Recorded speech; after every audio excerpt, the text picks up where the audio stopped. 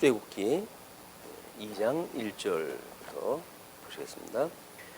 레위 가족 중 한 사람이 가서 레위 여자에게 장가들어 그 여자가 임신하여 아들을 낳으니 그가 잘 생긴 것을 보고 석 달 동안 그를 숨겼으나 더 숨길 수 없게 되매 그를 위하여 갈대 상자를 가져다가 역청과 나무진을 칠하고 아기를 거기 담아 나일 강가 갈대 사이에 두고 그의 누이가 어떻게 되는지를 알려고 멀리 섰더니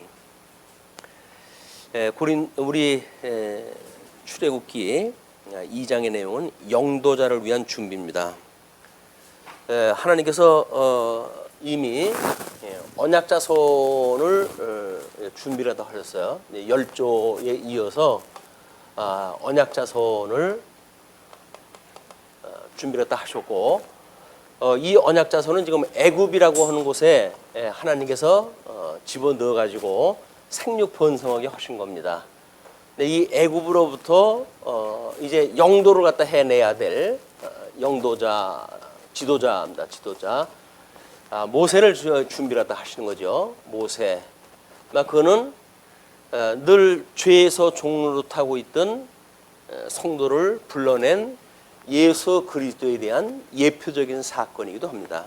우리는 모세를 준비하시는 그런 그 과정을 통해서 하나님께서 어떻게 예수 그리스도를 준비하시는지 이걸 보게 되어지고, 그렇다 보면 주 안에 있는 우리들은 어떻게 준비를 갖다 하셨고 어떻게 섭리를 갖다 해가셨는지 총체적인 공부를 한번 진행 갖다 해볼까 합니다.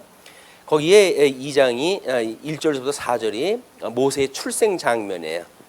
그래서 자전 이렇게 10조의 언약자손을 이루었다고 하는 광의적인 그런 그 복음을 준비하시는 하나님께서는 모세라고 하는 이런 그 한 인물을 또 이 죄 가운데서 출생하게 하시는 이런 그 과정을 갖는다는 거죠. 그래서 개인 모세라고 하는 개인의 역사 또는 우리 선민 국가라고 하는 이런 광의적인 역사 늘 공존하는 겁니다.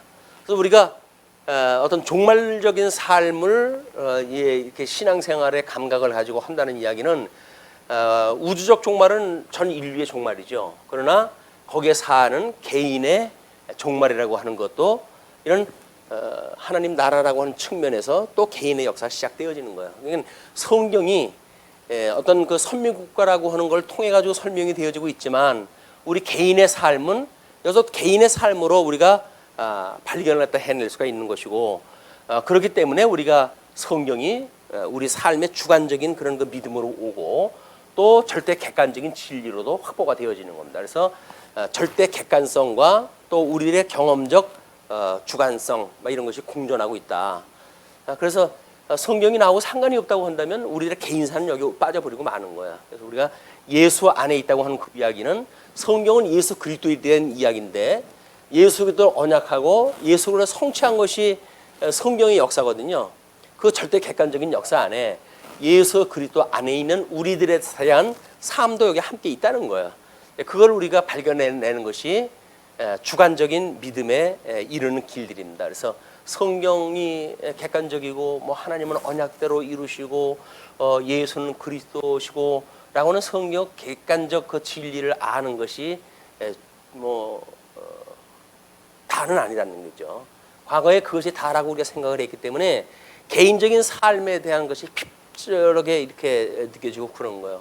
말씀은 좋은데 왜 인생들이 다 그러냐 이렇게 우리가 손가락질 당하기도 하고 그랬는데, 그것이 하나님의 그 객관적인 진리 체계가 나의 개인적인 삶하고 무관하지 않다는 겁니다. 진리를 아는 사람이 진리의 길을 가는 건 당연하죠.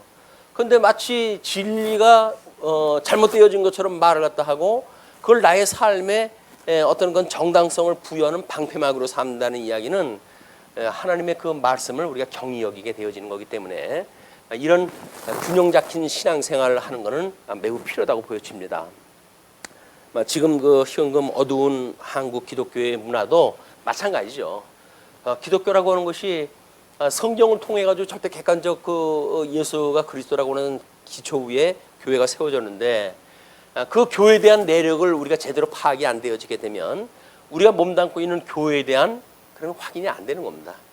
그래서 왜 구약에 모형적으로 보여져 있는 하나님의 나라는 영도자를 통해서 이렇게 언약되어졌고 그거대로 예수님이 오셔가지고 이루신데도 불구하고 우리들의 삶은 영도자이신 예수 그리스도와 상관없는 우리의 삶을 살게 되어지는가라고 하는 것도 같은 맥락에서 우리가 파악되어진다고 보여집니다.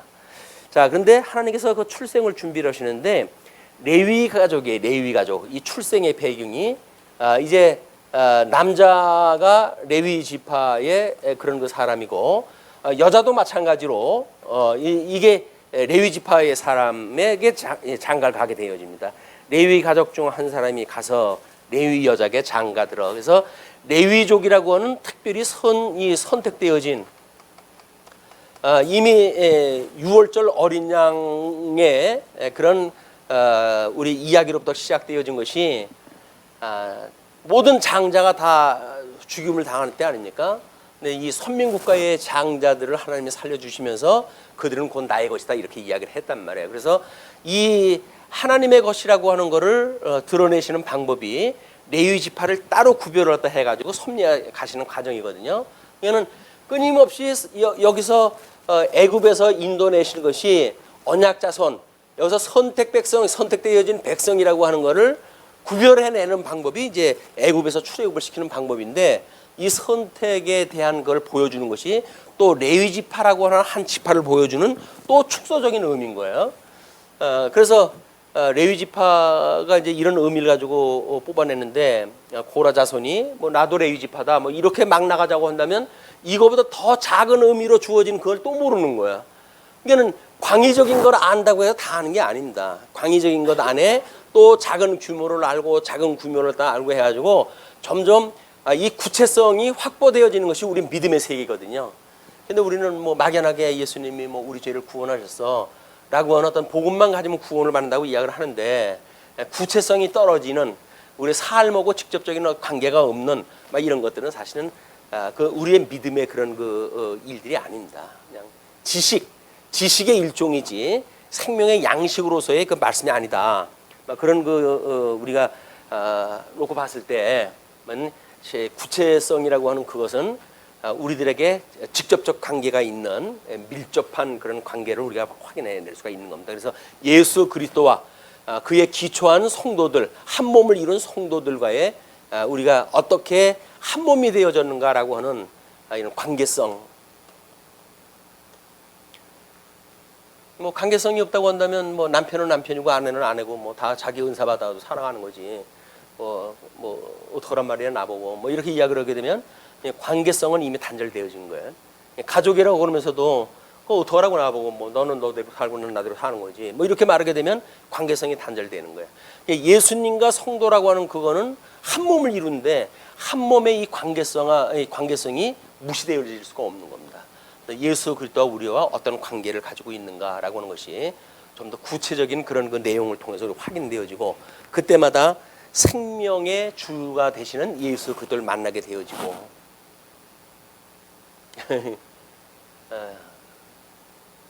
기도는 정말 우리의 안식입니까? 그래서 그 기도가 빛으로 인도를 갖다 하시나요?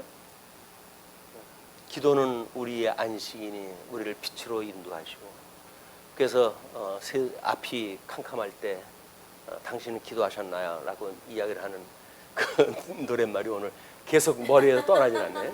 계속 떠나질 않아요. 정말 예수 그리스도 우리가 이 안에서 안식을 누린다는 이야기는 우리 이 관계성을 가지고 있는 성도들의 삶의 모습인데 안식이 예수 그리스도로 말미암아 안식으로 삼는다고 한다면 우리 빛으로 인도를 갖다 해 가실 거예요. 끊임없이 생명에 이르는 길로 인도해 가실 것이고 그걸 놓치게 되면 세상 사람들하고 똑같은 어떤 생각을 가지고 살면서 다만 나는 교회 다니는 사람이에요 라는 생각을 가지고 뭐 구원에 대한 걸 이야기할 수도 있고 그러겠죠. 근데 그거는 정말 빛으로 가는 길이 아닙니다. 그냥 어둠의 길로 유리방황하는 삶인 거예요. 우리가 어떻게 빛으로 인도하는지에 대한 우리 하나님의 이 영도자 모세를 준비하시는 과정을 한번 살펴보시죠. 근데 그 출생을 했을 때 그 여자가 임신해가지고 아들을 낳았는데 그가 잘생긴 걸 봤다 그러거든요. 어떻게 생긴 게 잘생긴 건지는 모르겠어요. 그러나 자기가 이 모세를 하나님께서 영도자로 삼으시는 모습이 잘생긴 거예요. 그림으로 우리가 보여준 것도 없고 성경에서 다만 모세의 인상에 대하여 잘생겼다 이렇게 이야기를 했다 했으니까 예수 그리스도의 어떤 그런 영광이 그대로 투영되어진 모습, 그걸 잘생기라고 보여진 겁니다. 우리는 세속적인 눈으로 해가지고 뭐 눈이 부리부리하고 뭐 이렇게 하면서 잘생겼다라고 보게 되면 우리는 예수를 놓치게 돼요. 왜? 우리 이사야서에서 이야기했던 것처럼 하나님이 보내는 이 메시아는 볼품이 없는 걸로 소개가 되어져 있거든요. 지금 우리 이제 뭐 성화라고 소위 지칭하는 데서 예수님의 모습이 너무 멋있게 나왔어요. 근데 어떤 사람이 이제 그런 구약 성경의 언약을 참고로 해가지고 예수님이 이렇게 잘생기지 않았을 거다라고 해가지고 가상으로 그림을 그려냈더라고요. 이게 아마 예수님의 실질적인 모습이 아닐까. 좀 유감스럽지만 아주 기대에 못 미치는 그런 그 인물을 그려놨더라고요. 뭐 더 어떤 직접적인 표현을 갖다 하기는 좀 뭐 그렇고 우리 주님에 대한 이야기인데 아주 볼품없는 그런 그 그림을 그려놨어요. 근데 하나님께서는 그거를 잘생겼다 이렇게 이야기하는 겁니다. 우리 사람 보는 눈으로 사람 보면 안 돼요. 그래서 키도 조그맣고 그래가지고 뭐 우리 사람을 평가하고 그러잖아요. 하긴 또 뭐 그런 걸로 해가지고 제가 좀 득을 보는 것도 있지만 사람이 무슨 소리를 하는 거야 지금? 그 인상이 좋다고 복음을 전하는데 인상이 좋으면 한 수 적고 들어가는 거 아니에요. 저 사람 그래도 뭐 신뢰할 만한 말 하겠지 이렇게. 근데 예수님이 오실 땐 전혀 안 그랬어요. 그래서 다른 사람이 인상으로 봐가지고는 못 믿을 사람, 볼품 없는 사람, 배운 거 없는 사람. 그래서 목수의 아들로 인정을 했다 해가지고 그리스도로 믿지 않을 만큼 하나님께서 걸려 넘어지도록 자주 예수님을 보내셨다. 그거를 성경적인 표현으로 해가지고 잘생겼다 이렇게 하는 겁니다. 하나님의 뜻에 따라서 우리가 잘생긴 걸 연상할 때 해야지 내가 그림 그려놓은 거 뭐 그래가지고 내님은 어디 뭐 이렇게 계신가 뭐 하면서 그려놓은 그 그림은 소용없는 거예요. 주님께서 보여주셨던 잘생긴 얼굴. 그래서 그런데 석 달을 이제 되어졌음에 숨길 수가 없게 되어졌어요. 그들은 남자 아이가 나게 되어지게 되면 나일강에 던지라고 이렇게 명령이 떨어진 때입니다. 그렇기 때문에 더 숨길 수가 없게 되면 그를 위하여 갈대 상자를 준비를 합니다. 이제 여기서 모세가 출생을 했다 했을 때 이를 살리는 방법, 갈대 상자예요. 갈대 상자라고 하는 그 이야기는 물에 들어가지 않도록 빠지지 않도록 이제 안정장치가 되어져 있는 그 상처를 갖다 이야기를 하는데 역청과 나무 진을 칠하고 아기를 거기 담아 나일 강가 갈대 사이에 두고 이거는 하나님의 은혜가 아니면 도저히 살 수 없는 방법을 선택을 한 거예요. 이거는 어떻게 보게 되면 하나님께서 지금 이 모세를 준비를 했다 하시는데 어떤 정치적인 배경은 남자 아이를 낳으면 다 죽여야 돼요. 짐승 권세에 의해서 다 죽여야 되는 사건이거든요. 그런데 지금 그 모세를 어떻게든지 살리려고 하는 방법이 전혀 살릴 수 있는 가망이 없는 방법을 택하게 되어집니다. 이게 최선의 방법이죠. 이제 그 부모로서는. 그러나 하나님께서 이 방법이야말로 전 인류를 구원하셨던 노아의 방주만큼이나 튼튼한 갈대 상자를 준비하셨다는 거예요. 우리들이 보기는 또 잘생겼다라고 하는 것이 왜곡되어지는 것처럼 갈대 상자 별 볼 일 없고 정말 저기다 나가서 저게 어떻게 생명을 부지한담라고 했던 이런 그 아주 믿음이 가지 않을 만한 이런 그 방법이 오히려 하나님께서 노아의 방주를 통해서 구원했던 것처럼 구원을 해줄 수 있는 넉넉한 하나님의 능력이 가미되어진 이런 그 갈대 상자를 연상할 때 해야 되는 거죠. 여전히 우리의 경험적인 거에 의해 가지고 갈대 상자다 해가지고 어떻게 사람을 살려라고 하는 그런 그 이야기는 하나님을 믿지 않는 방법이란 말이에요. 하나님을 우리가 믿는다고 한다면 사람의 방법으로 해야지는 도저히 일어날 수 없다고 믿어지는데도 불구하고 우리는 믿어지는 거예요. 하나님이라고 한다면 이러기도 하고 저러기도 하실 수가 있어라고 믿어지기 때문에 지금 그 역청과 나머진을 칠해가지고 아기를 담고 나일 강가 갈대 사이에 두었어요. 갈대 사이에 두었다는 이야기는 뭡니까? 이미 조류의 모든 걸 맡겨버린 거예요. 이제 모든 그 만들어 놓고 두 부부가 살리려고 했던 안전장치, 이 안전장치에 대한 것을 해놓고는 물에다가 모든 걸 맡긴 겁니다. 이제는 그 부모의 곁을 떠난 거예요. 그러니까는 우리가 끊임없이 어떤 그 사안을 할 때도 마찬가지예요. 우리가 뭐 이미 시위를 떠났다 뭐 이런 표현을 하고 그러잖아요. 이미 활은 시위를 떠났다. 그 얘기는 내 손을 떠났다 그 이야기거든요. 나로서는 어쩔 수 없다 그런 그 이야기거든요. 그런데 하나님께서 이 나머지를 해가신다고 믿는 것이 지금 부모는 이런 방식을 택한 거예요. 근데 우리가 주님이 이렇게 해가시는 섭리를 믿는다고 한다면 내가 할 수 없는 일이라고 한다면 이미 내 시위를 떠난 거 아닙니까? 내 손을 떠난 거 아닌가요? 그럴 때는 우리가 주님 앞에 이걸 기도하면서 맡겨놔야죠. 이때 부모의 심정으로 해가지고는 눈앞이 캄캄한 상태입니다. 눈앞이 캄캄한 상태야. 그러나 이것이 하나님께서 뜻이 있으면 이 모세를 하나님 살려주신다고 하는 믿음을 가지고 여기다 지금 둔 거지요. 그런데 그의 누이가 어떻게 되는지를 알려고 멀리 섰더니 이거는 이제 누이가 따라가면서 어떤 그 어떻게 되어질지에 대한 이런 걸 파악을 갖다 하고 되어져 있는 거죠. 그런데 이제 5절로부터 10절까지 보면 애국 공주의 양자가 되어집니다. 참 어떻게 이렇게 운명이 좋은 운명인지 나쁜 운명인지 모르겠지만 바로의 딸이 목욕하러 나일강으로 내려오고 시녀들은 나일강가를 거닐 때에 그가 갈대 사이의 상자를 보고 시녀를 보내어 가져다가 열고 그 아기를 보니 아기가 우는지라 그가 그를 불쌍히 여겨 이르되 이는 히브리 사람의 아기로다. 그의 누이가 바로의 딸에게 이르되 내가 가서 당신을 위하여 히브리 여인 중에서 유모를 불러다가 이 아이에게 젖을 먹이게 하리까? 누이가 한 몫을 단단히 했어요. 한 역할을.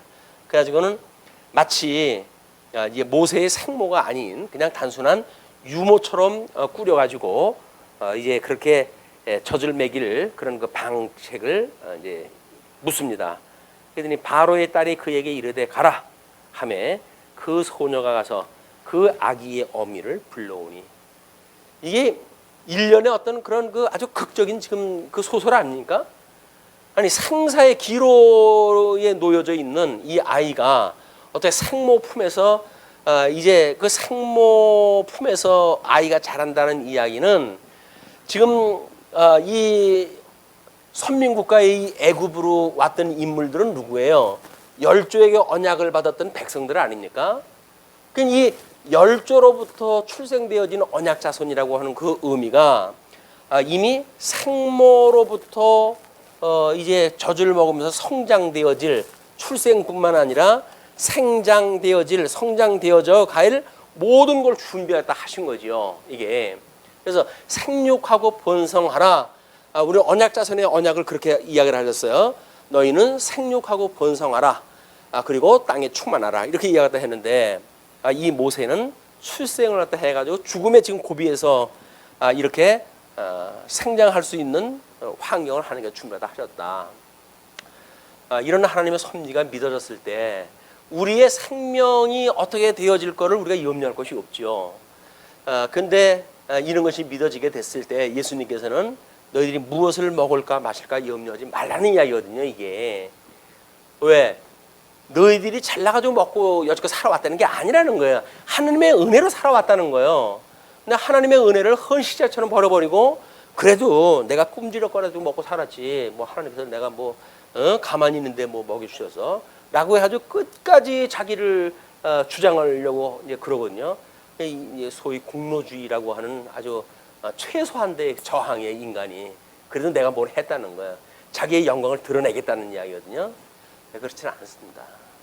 이미 모든 동식물이 생육하고 번성하라고 했던 하나님의 언약에 따라서 지금 생육 번성되어져 가는 거지. 뭐 산의 나무가 이거 생육 번성을 갖다 하는데 그것이 자기가 어떤 재주가 있어 되어지는 게 아니잖아요. 그냥 씨앗이 떨어지면 거기에 뿌리 내리고 그냥 살아나는 거예요.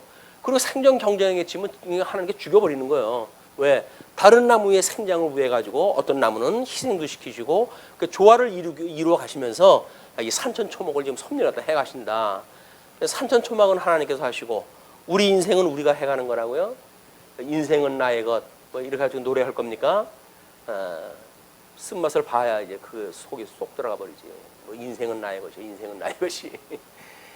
주님의 것이 주님의 것. 예, 주님의 것을 놓치는 순간 우리는 우리 거를 자랑하고 싶고 우리의 고집을 부리고 예수 그리스도가 가신 길, 이 길을 가지 아니하고 엉뚱한 길을 간단 말이에요. 고라의 길을 가고 가인의 길을 가고 이렇게 아주 잘못되어지는 길을 가게 되어진다. 그게 적그리스도에 미혹되어지는 사건이다. 그래서 예수 그리스도 그분을 바라보고 가는 길, 이게 생명의 길인데 지금 하나님께서 그걸 다 준비를 갖다 해가지고 그 아이에게 그런 그 지혜를 주고 그리고 이제 그 때가 됐을 때 그래 이야기했다 하니까 바로의 딸이 그에게 이르되 가라 하며 그 소녀가 가서 그 아기의 어머니를 불러오니. 근데 그 소녀가 누구예요? 누이라고 그러지 않았어요? 그럼 누이의 어머니인데 굳이 여기서 그 아이의 어머니라고 그래. 그 아이의 어미. 이 어미와 아들, 우리 아담에게 하나님께서 그 언약을 했을 때 여자의 후손과 남자의 뱀의 후손과 이 관계를 우리가 원시복음이라고 그러지 않았어요. 이것이 여기서 예표적으로 보여주는 거란 말이야. 왜? 여자의 아들이어야 돼요. 이제 이게 여자의 아들이에요. 여자의 후손이어야 이 뱀의 후손인 애굽을 쳐가지고 그 머리를 완전히 박살을 내고 출애굽을 시켜야 되는 사건이 일어나야 되지 않습니까? 그러니까 그 여자, 그 아이의 여자라고 이렇게 어미라고 이렇게 설명을 하는 겁니다. 복음을 지금 설명을 하는 거예요. 아주 어떤 문법적으로 그냥 쉽게 설명을 하려면 그 여자아이가 자기 어머니를 모시고 오더라. 그럼 빠르지요. 그런데 굳이 그 아이의 어머니라고 하는 걸 이야기한 거는 복음을 내가 이야기하겠다 그 이야기예요 지금. 그래서 그 어머니를 불러오니까 바로 딸이 그에게 이르되 이 아기를 데려다가 나를 위하여 젖을 먹이라. 내가 그 삭슬 주리라. 여인이 아기를 데려다가 젖을 먹이더니. 그러니까는 이미 왕궁의 여자의 보호 아래 생육 번성하는 이 죄 가운데 있었던 것이 민족적으로 한다면 요셉이 국무총리가 되어져 가지고 이 언약 자신이 본창되어진 거 아닙니까? 근데 모세는 공주의 아들로 해서 여기서 지금 성장이 되어져 가요. 똑같은 구조 아니에요. 똑같은 구조. 이 언약 자손의 구조나 개인의 모세의 구조나 똑같은 것으로 되어져 있다. 복음이니까 이게 복음의 설명을 하는 거니까. 그래서 바로 딸이 그에게 이제 그렇게 이야기를 하니까 그 아기가 자라매 바로의 딸에게로 데려가니.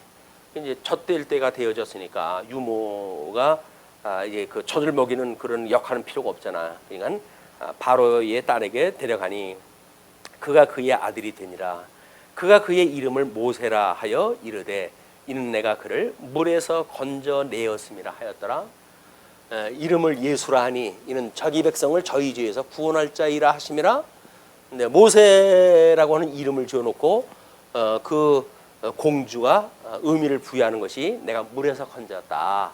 그 이야기를 합니다. 그냥 평행 구조, 이 평행 구조를 우리는 이게 실체적인 것과 모형적이라고 하는 맥락에서 보니까 이것이 구조가 한눈에 들어오잖아요. 이 평행 구조라고 하는 것이 한눈에 들어오지요.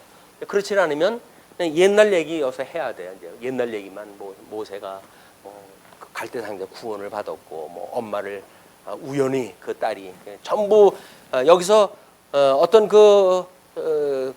눈에 보이는 역사를 설명하려면 전부 우연의 역사를 설명할 수밖에 없어요. 우연의 역사. 그러나 우리가 실체적인 그런 그 구조를 알고 읽어보게 되면 우연의 역사가 아니라 전부 언약 성취라고 하는 필연적 섭리를 갖다 우리는 여기서 보게 되어지는 거예요. 우연과 필연이라고 하는 그 이야기는 인간들이 보는 대로 이거 만들어지는 게 아닙니다. 아니 하나님이 만사를 언약하고 만사를 작정한 대로 이루어 가시는데 거기 우연이라는 게 어떻게 있겠어요? 모든 게 필연적인 역사예요. 이 역사는 이 필연적인 역사를 우리가 이해를 못하게 되면 우연히 이렇게 되어졌다 그러죠. 성경에도 또 그런 이야기를 또 하잖아요. 우연히 그렇게 했다가 거기서 한 남자를 만나게 되어지고 그 남자와 관계에서 아들을 낳게 되어지고 그래서 예수 그리스도의 조상이 되어지는 다 우연히 만들어내는 필연의 역사예요. 인간들은 볼 때 우연이라고 말하고 싶어요. 왜? 필연적인 그런 섭리를 알 수가 없으니까 그냥 우연이라고 설명을 하지만 이 우연은 필연을 위한 우연들입니다. 우연이 주가 아니에요. 필연을 위한 우연이에요. 인간들한테 눈을 가려가지고 깨닫지 못할 적에는 보지 못하게 하는 역사를 섭리해 가시면서 필연의 역사를 섭리해 가신다. 타짜에게는 우연이라고 하는 섭리가 없어요.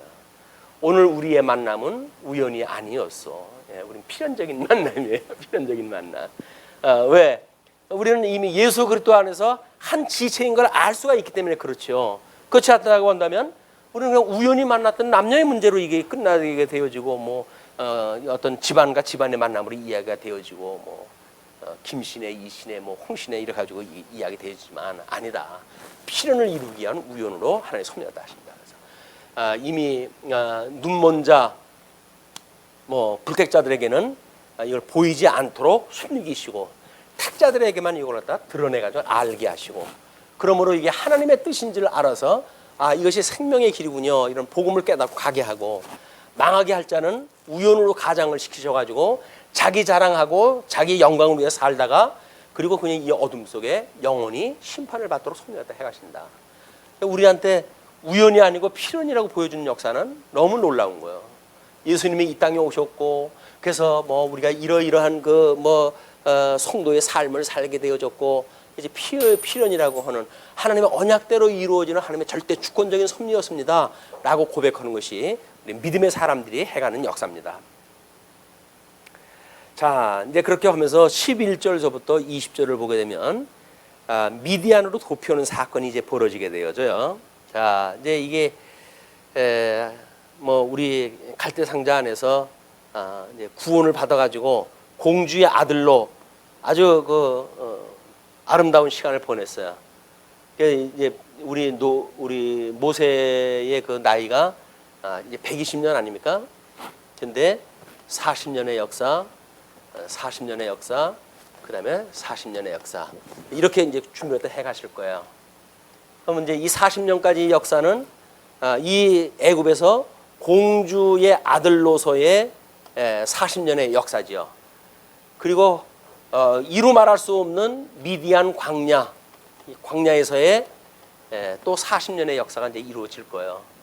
이런 그 두 가지 역사가 끝난 뒤에 이제 이 소위 말하는 영도자로서의 40년의 역사를 하나님이 이미 다 준비를 다 해놓으신 거예요.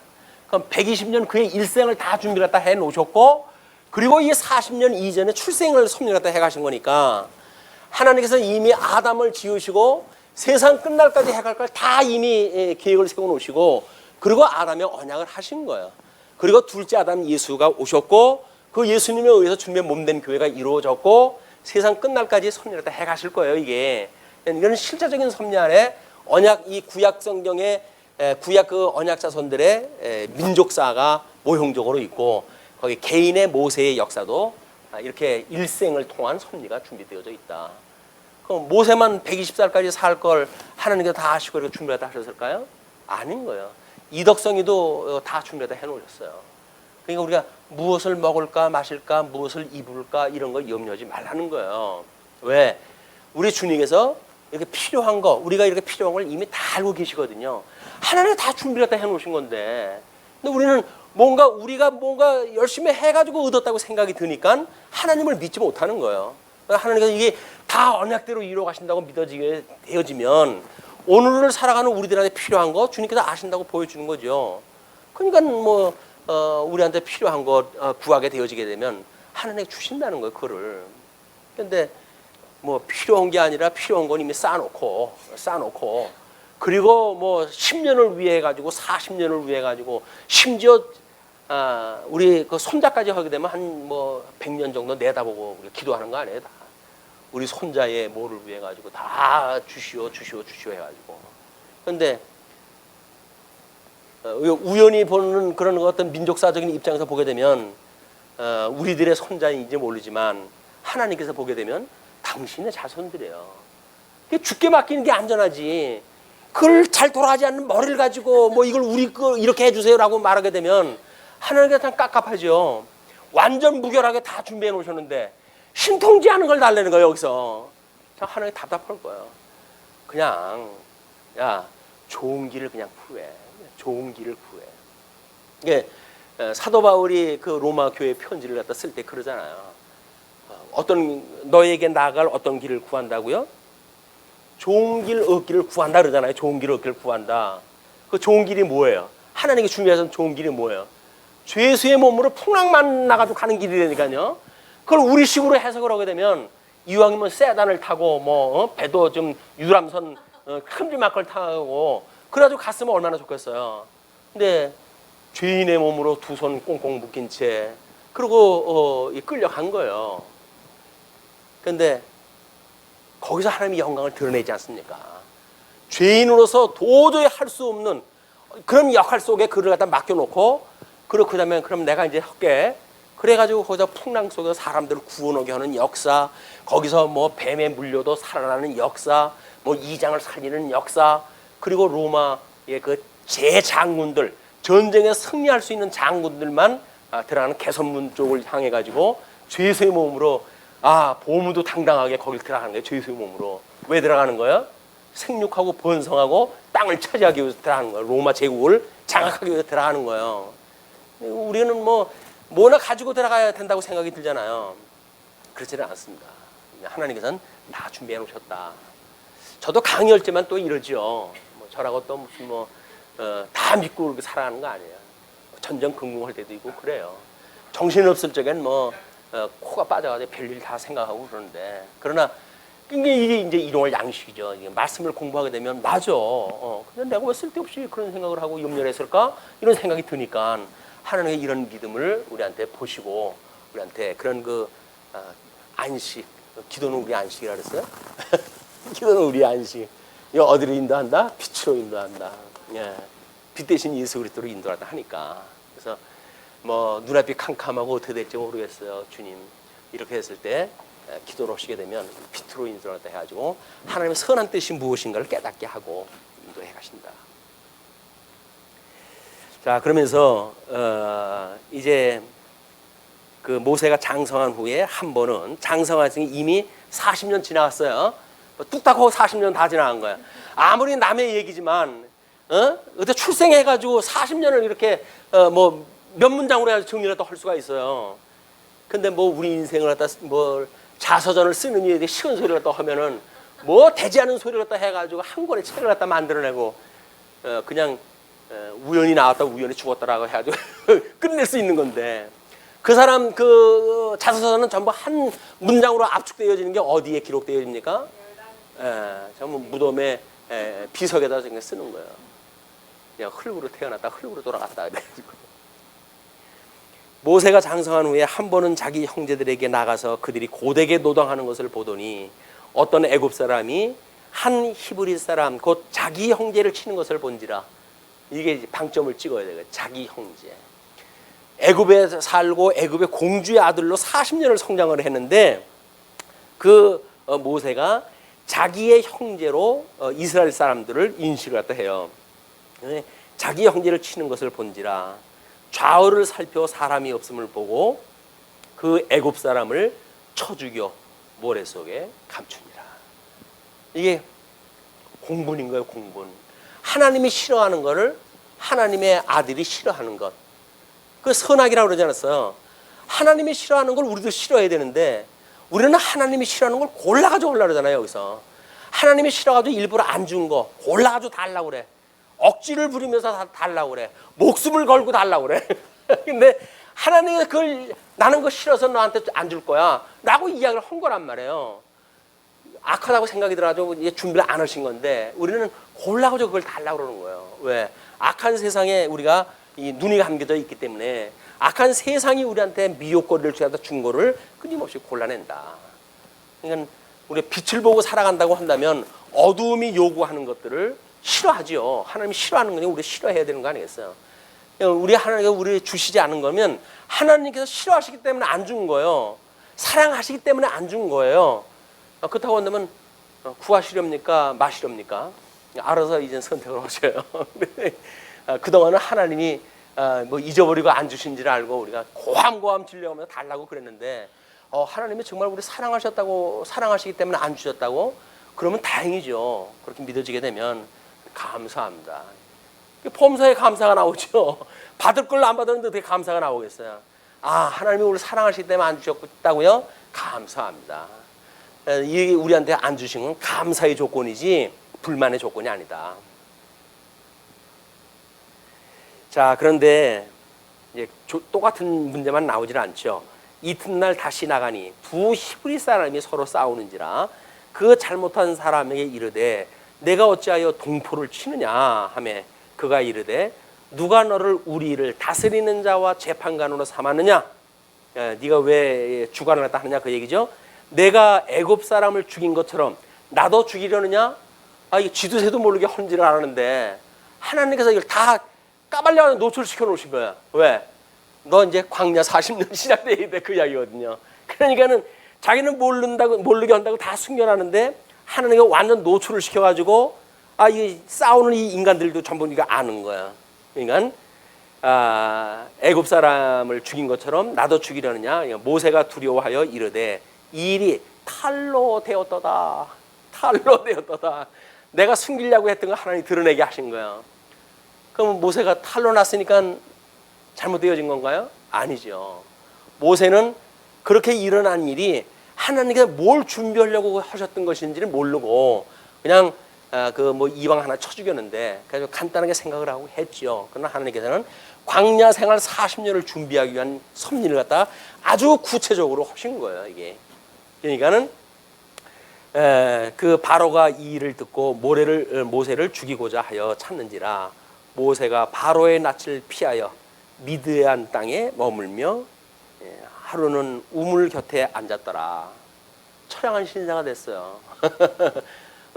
뭐 이게 태어날 때 한번 죽을 고비를 갖다 넘겨가지고 지금 태어난 거 아닙니까? 두 번 죽을 고비가 되어졌나요? 그래서 죽고 또 죽고 두 번 죽어가지고 열매 맺지 않는 가을 나무처럼 되어질까봐 염려가 되어지지만 모세는 이제 새로운 생명의 길로 시작이 되어질 겁니다. 왜? 16절서부터 이렇게 이제 반전의 역사가 시작되어지거든요. 미디안 제사장에게 7달이 있었더니 그들이 와서 물을 길어 구유에 채우고 그들의 아버지의 양떼에게 먹이려고 하는데 목자들이 와서 그들을 쫓는지라. 남자들이 힘이 좋다고 여자들이 와가지고 이제 양에다 물을 먹이려고 그랬더니 야 우리 거 먼저 먹을 테니 너 나중에 와. 이제 이렇게 되어진 거예요. 그러니까 목자들이 와서 그를 쫓는지라 모세가 일어나 그들을 도와 그 양떼에게 먹이니라. 모세가 이때 가지고 있던 게 뭐였을까요? 왕궁에서 쓰던 검을 가지고 있었을까요? 우리 먼저 엑소더스에서 보는 것처럼 뭐 검을 던지게 되면 그 검이 바다에 꽂히는 순간 물이 갈라집니까? 인간이 생각하는 세계예요. 이게 인간적으로 가장 합리적으로 그나마도 이렇게 설명을 해야 사람들이 공감을 하지. 뭘 지팡이를 갖다 던졌는데 그게 된다든지 지팡이를 가르치는데 된다든지 도저히 난 못 믿겠다 그 이야기거든요. 못 믿는 게 당연하지요. 지가 믿으면 어떻게 해요? 저는 못 믿어야 되는 거예요. 그러니까 그 모세 왕궁에서 검을 가지고 출애굽의 역사에 그 검을 가지고 행세를 하게 하는 거예요. 그런데 그렇게 잘 되는 검 가지고 이기게 되면 하나님의 그런 섭리가 무력화되어지잖아요. 그리고 용맹스러운 모세만 드러나잖아요. 하나님께서는 도망갈 때 지팡이 하나 의지하고 도망가게 만들어요. 우리 예수님께서 전도 여행을 보낼 적에도 그냥 그 지팡이 의지하고 가라는 겁니다. 거기에 여행을 위한 경비 같은 거, 주머니 같은 거 다 필요 없어. 왜? 내가 다 준비해놨거든. 너희들 그냥 가가지고 복음만 전해. 그리고 복음을 정해가지고 그걸 복음을 잘 받아들이게 되면 그 사람들한테 거기 거할 때까지 그냥 그 집에 있어. 뭐 먹고 마시는 거 염려하지 마. 그 집에 다 준비돼 있으니까. 그 이야기거든요.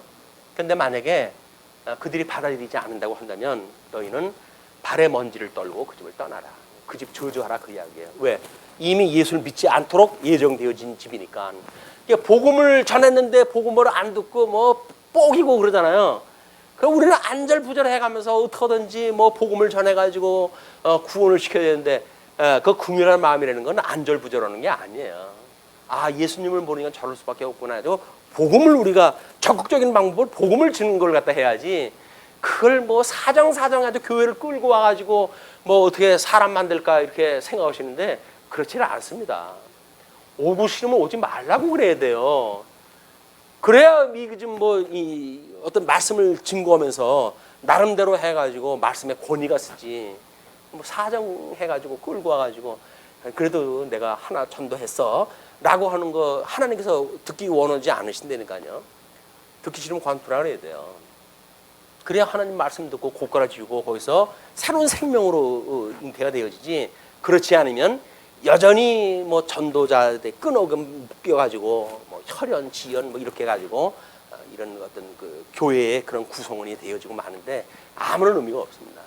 하나님 말씀을 보고 여기가 내가 살 길이로구나, 여기에 빛이로구나 라고 됐을 때 우리가 이 전도의 어떤 그 효과가 일어나는 거지.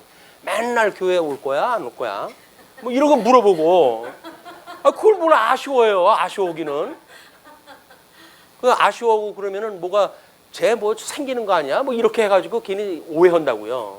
생기긴 뭐 생겨. 인도하고 간신 가는데 뭐 차값이라도 들면 차값이라도 들지. 뭐 대단한 데가 인심 쓰는 척가지고 사람들은 또 인심 쓰는 척 오고 오는 사람에 환대를 따고 아이고 오셨냐고 여기 앉으시라고 해서 상성 내주고 그러는 거 아니에요. 교회는 말씀 듣으러 왔는데 그냥 말씀만 듣게끔 해주면 되지. 그냥 인간적으로 어떻게든지 해가지고 내 사람 만들려고 내 사람을 못으로 만들어요. 주님의 사람을 만들어야지. 내 사람 만들려고 그러니까 그런 거예요. 주님의 사람을 만들려고 한다면 객관적인 그런 것이 필요한 거예요. 이제 이게. 근데 그들이 그들의 아버지 루엘에게 이를 때에 아버지가 이르되 너희가 오늘은 어찌하여 이같이 속히 돌아오느냐? 이게 가만히 보니까 상습적으로 이렇게 되어진 거야. 물 좀 먹이려고 일찌감치 좀 해가지고 쟤네들 오기 전에 먼저 해야지. 기껏 뭐 무거운 그 뚜껑 열어놓고 하게 되면 지네들이 와가지고 지네들이 양떼 먹이고 야 나중에 쫓아버리고 이게 상습적으로 되어졌으니까 아버지가 보고 놀라는 거예요. 왜 이렇게 일찍 왔냐? 그들이 그들의 아버지 루엘에게 이를 때에 아버지가 이르되 너희가 오늘은 어찌하여 이같이 속히 돌아오느냐? 그들이 이르되 한 애굽 사람이 우리를 목자들의 손에서 건져내고 우리를 위하여 물을 길어 양떼에게 먹였나이다. 예수님의 모습이 보이십니까? 예. 우리를 그런 박해하는 강도의 굴혈에서 우리를 건져내시고 생명의 양식으로 우리를 구원하셨던 주님이 여기서도 보이는 거야. 그 여자들 딸한테도 아버지가 딸들에게 이르되 그 사람이 어디에 있느냐? 너희가 어찌하여 그 사람을 버려두고 왔느냐? 그를 청하여 음식을 대접하라 하였더라. 아버지가 그래도 그 지역의 제사장이니까 그래도 인사치레를 할지 아는 사람이에요. 그러니까 데리고 와서 이제 식사를 대접하라고 이렇게 이야기를 합니다. 그러면서 21절로 22절 십보라와 결혼을 하게 되어져요. 모세가 그와 동거하기를 기뻐하며 모세가 그와 동거하기를 기뻐하며 그가 그의 딸 십보라를 모세에게 주었더니 그가 아들을 낳음에 모세가 그의 이름을 게르솜이라 하여 이르되 내가 타국에서 나그네가 되었음이라 하였더라. 내가 타국에서 이거는 애굽에 이미 출생되어져 가지고 애굽의 공주가 되어졌을 때 타국인이 되어진 건데 여기서 다시 아기를 낳고는 그거를 객이 되어졌다고 하는 걸 상기하는 이름을 붙여줘 가지고 그래서 비록 나그네 같은 삶인데 나그네 같지 않은 삶을 살았잖아요. 공주의 아들을 살았는데 2만 원 되면 뭐 나그네커녕 뭐 벨기엄은 어때요? 그냥 거기서 천년만년 살고 싶지. 근데 여기 와 아들을 낳고는 그거를 나그네에 살았던 자기의 삶을 기억하도록 이름을 갖다 붙여줍니다. 그러면서 여러 해 후에 23절부터 25절까지 하나님이 열조의 언약을 기억을 하십니다. 여러 해 후에 그 다음에 애굽 왕은 죽었고, 이건 지금 이 40년의 역사가 끝나고 40년이 갔잖아요. 여러 해가 지나고 이렇게 나와요. 물론 아들도 낳고 이제 이런 그 일들이 벌어졌지만, 왜? 새로운 영도자의 사역을 감당을 해야 되거든요. 그래서 또 뭐 이렇게 간단한 문장으로 해가지고 40년 역사는 마감이 되어집니다. 여러 해 동안, 여러 해라고 하는 후에 애굽 왕은 죽었고, 모세와 관계를 가지고 있는 이런 그 사람들이 좀 죽고, 이스라엘 자손은 고된 노동으로 말미암아 탄식하며 부르짖으니, 결국은 이 언약 자손들, 애굽에 있는 자손들이 여기서 신음소리가 날 때, 이게 하나님 구원을 다 하실 때예요. 그래서 하나님께서 그렇게 이야기를 하죠. 내가 너희 열조와의 언약을 기억을 하고 너희의 그 신음소리를 내가 들어놓으라, 이야기를 하지 않습니까? 이 신음이라고 하는 것이 바로 기도입니다. 기도. 우리가 어떤 신음소리가 없는 기도라고 하는 건 거짓말이에요. 왜? 신음이라고 하는 거는 우리들의 그 말할 수 없는 고통으로 자아내는 거 아니겠어요? 앞이 캄캄할 때 기도했다고 하는데, 하나님께서 언약했는데 어디 가시겠어요? 줄 걸로 믿고 구합니다. 이래가지고 웃으면서 기도를 갖다 한다는 거는 진정성의 문제예요. 하나님께서 그런 기도 안 들어주셔요. 우리의 진정성은 신음으로 나옵니다. 신음으로. 하나님이 싫어하는 것에 우리가 들어가져 있는데 그것이 좋게 여겨진다고 한다면 이미 때가 안 된 거예요. 이게 하나님이 싫어하는 건데 피치 못해가 내가 빠져나가고 싶은데 나는 역부족으로 여기 살아갈 수밖에 없어요, 주님. 그러니 나를 이 죄악 구덩이로부터 건져주세요 라고는 진정성 있는 기도가 있을 때 이미 때가 되어진 거다. 근데 여기서 아주 즐길 정도의 어떤 그런 유한 환경이라고 한다면 그건 빠져나올 때가 아닌 거예요. 좋은데 그걸 왜 빠져나와요? 못 살아 한이지. 나중에 죽을 때쯤 해가지고 얼른 나와가지고 주여 하고 부르고 그냥 끝났으면 좋겠죠. 그때가 언제인지 몰라요. 여기서 죽을 때까지 그래 살다가 여기서 죽을는지 그건 모르는 거예요. 그래서 이 우리 주님의 견인이라고 하는 그거는 끊임없이 여기에서 경건의 훈련이 필요한 거지. 나중에 늙으면 내가 갈게, 예수 믿으세요 라고 하면 내가 죽을 때 늙어서 가지 라고 이야기를 하는데, 교회당이 양로원입니까? 늙은이를 데려다 뭐해요? 그러니까 그 엉뚱한 그 짓거리를 갖다 한다니까. 그러고 이제 노인 시대에 우리가 어떻게 전도를 갖다 해야 되냐 해가지고 노인 목회를 갖다 한다 해가지고 노인들 점심 때 일주일 밥 한 그릇 줘가지고 전도를 갖다 한다고 그러니 도대체 복음을 증거하겠다는 이야기는 뭘 하겠다는 거예요? 그런 사회 현상이 이게 우리한테 기가 막힌 일들 아닙니까? 지금 이 새싹들을 이 복음으로 해가지고 양성을 하고 그렇게 해야 주님의 몸된 교회가 이 새로운 피로 인해 가지고 뭔가 우리가 이 진리를 보수하고 전송하고 그럴 거 아니겠어요? 젊은 시절에는 네 좋은 대로 살아라 다 맡겨놓고, 그리고 늙어가지고 갈 데가 없는 사람들 데려다가 뭘 하겠다고요? 주님의 교회는 그런 게 아니에요. 생육하고 번성하고 하는 그런 거 문제는 뭔가 이런 그 어떤 전 영역이 다 필요한 것이지, 거기서 그냥 복음을 깨달을 정도로 내가 죄인이군요 라고 하는 것이 필요할 정도의 역사가 있으면 그 위에 구원의 역사가 필요한 거지. 여기까지 다 가가지고 고난도 이런 것도 다 죄에 대한 그런 그 종로로 되는 거 다 없어지고 나중에 구원받았을 때가만 여기서 이제 필요합니까? 아닙니다. 120년의 역사가 다 필요하다. 여기서 40년 동안 죄에 쩔어가지고 그걸 충분히 이해를 했으면 구원을 시켜서 복음을 증거하고 왜 그것이 필요한지, 광야에서 이 고난의 삶을 또 살아야 되는 거예요. 왜? 이게 경건을 배워가는 시간들이니까. 죄 아래 우리가 종노릇한 삶이 어떤 것인지, 왜 가나안 땅 들어가기 전에 이런 걸 겪어야 되는지 이걸 40년 동안 배워야 되거든요. 그리고 비로소 주의 일을 다 하게 되어지는 겁니다. 경건의 훈련이 안 되고 무슨 주의 일을 갖다 해요?